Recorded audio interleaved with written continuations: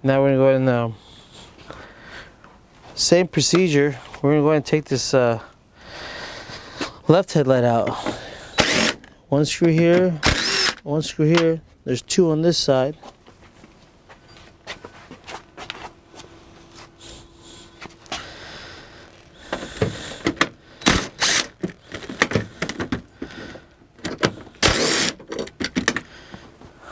And then the headlight pulls this way and then slides out this way. So if you pull it this way, you can see how it just slides out.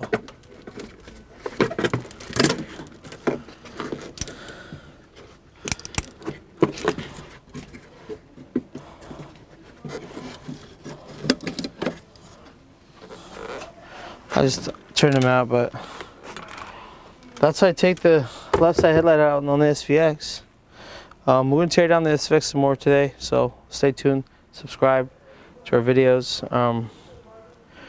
watch what we're doing, and hopefully you like it.